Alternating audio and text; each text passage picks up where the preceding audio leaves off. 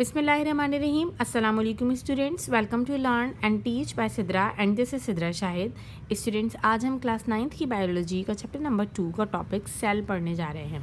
Cell के बारे में आप पहले भी छोटी क्लासेस में पढ़ चुके हैं कि किसी भी ऑर्गेनिज्म के बनने में जो सबसे छोटी यूनिट होती है वो सेल होती है। मतलब कि कोई भी लिविंग ऑर्गेनिज्म सेल्स से मिलकर बनता है।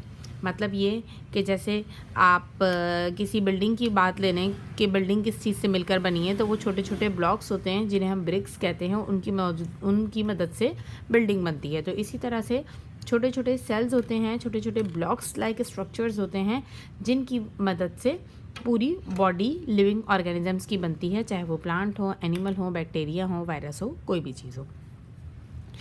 ठीक है स्टूडेंट्स, देखिए सेल कैसे डिस्कवर हुआ मैं पहले अपनी एक वीडियो में बता चुकी हूँ कि सेल की डिस्कवरी किस तरह हुई थी। मैं डिस्क्रिप्शन में उस वीडियो का भी लिंक दे दूँगी और साथ साथ आपको थोड़ा बहुत मैं बता देती हूँ कि रॉबर्ट हुक एक साइंटिस्ट थे। 1665 में उन्होंने सेल को डिस्कवर किया एक कंपाउंड माइक्रोस्कोप से, जो कि वो भी ख़ुद उन्होंने बनाई थी। उन्होंने एक कॉर्क का स्लाइस लिया और उसे कंपाउंड माइक्रोस्कोप के नीचे रखा और रख कर फिर जब उसकी मदद से उन्हें देखा तो पता ये चला कि अंदर छोटे छोटे हॉलो स्पेसेस थे, जिन स्पेसेस का उन्होंने सेल का नाम दिया। देखें सेल की कैरेक्टरिस्टिक्स देख लेते हैं। सेल जो है लिविंग ऑर्गेनिज्म की बॉडी का सबसे छोटे से छोटा हिस्सा होता है जिसे हम सेल कह रहे होते हैं। जैसे कि यहाँ पर लिखा हुआ है, all living organisms are composed of small units called cells. ठीक है, जिस तरह अगर लेट सपोज आप एग्जांपल लीजिए किसी नेकलेस की जो कि बीड्स से मिलकर बना हो, तो उस नेकलेस को बनाने में वो जो बीड्स का जो रोल होगा, एक एक मोती को आप लगाते जाएं तो उन मोतियों को वो अगर वो मोती ना हो तो वो नेकलेस ही ना कहलाएगा। ठीक है, तो वो मोती जो लग रहे हैं वो मोती क्या कहलाएंगे, आपके सेल्स कहलाएंगे। और आप उन मोतियों को जिस थ्रेड में पिरोएंगे वो थ्रेड भी सेल्स से मिलकर ही बना होगा। और अगर सेल्स नहीं होंगे तो ना तो मोती होंगे और ना तो थ्रेड होगा, तो मीन्स कि नेकलेस का कोई वजूद ही नहीं होगा। इस तरह से लिविंग ऑर्गेनिजम्स का कोई वजूद नहीं हो सकता अगर उनमें सेल्स ना हो। ठीक है, अब हम कहते हैं कि unit structure of all living organisms is a cell, कि cell is a basic unit of structure of all living organisms. तो इस बात से हमें ये पता चल जाता है कि सेल की जो कंस्ट्रक्शन हुई हुई है, लिविंग बॉडी की जो कंस्ट्रक्शन हुई हुई है वो छोटे छोटे सेल्स की मदद से मिलकर हुई है, इसीलिए उसे हम structural unit of living organisms कहते हैं सेल को। ठीक है, सेकंड चीज़ मैं आपको बताती चलूँ कि सेल्स जो हैं वो डिफरेंट शेप्स और डिफरेंट साइजेस के होते हैं। ज़रूरी नहीं कि जितने भी सेल्स हों हमारी बॉडी में, लाइक ब्लड सेल्स हों या बोन सेल्स हों, आपकी स्किन सेल्स हों, नर्व सेल्स हों, कोई से भी सेल्स हों, वो डिफरेंट शेप्स के होते हैं। मैं आपको उसकी शेप दिखाती हूँ।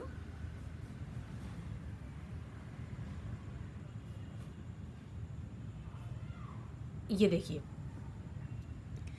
एक ये पैंक्रियाटिक सेल है, ये इस शेप का होता है।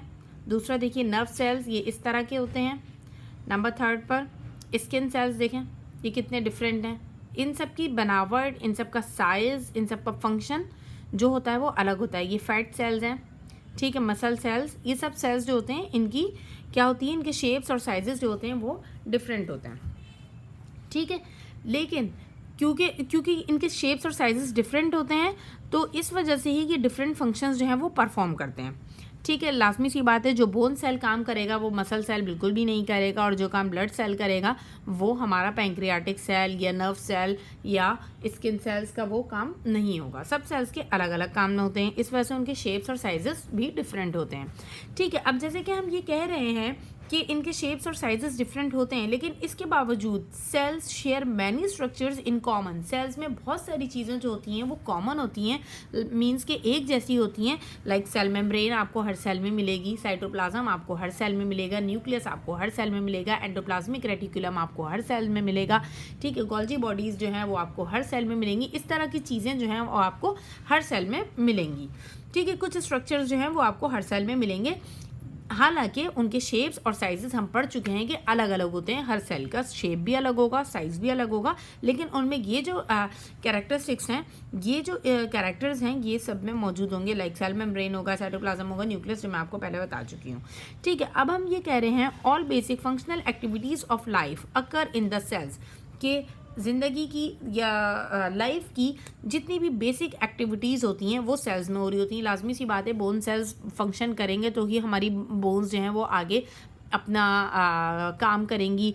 लाइक उनमें ग्रोथ भी उसी सूरत में हो सकती है। ब्लड सेल्स का अपना अलग काम है, इन तमाम सेल्स का अपना अलग अलग काम है, तमाम सेल्स का अपना अलग अलग काम है, जिसकी वजह से हम कह रहे हैं कि ये यूनिट ऑफ फंक्शन है। ठीक है, unit of function of all living organism. Cells की मदद से ही कोई स्ट्रक्चर किसी बॉडी का खड़ा हो सकता है और सेल्स की ही मदद से किसी बॉडी में फंक्शंस परफॉर्म हो सकते हैं। ये हमने पढ़ा है बेसिक स्ट्रक्चर सेल का। अब मैं नेक्स्ट आने वाले वीडियो में आपको बताऊंगी कि ये जो सेल्स के अलग अलग कॉम्पोनेंट्स हैं, लाइक सेल मेम्ब्रेन है, साइटोप्लाज्म, न्यूक्लियस और सेल वॉल, इनके बारे में नेक्स्ट लेक्चर में आपको दूंगी। ठीक है, अल्लाह हाफिज़।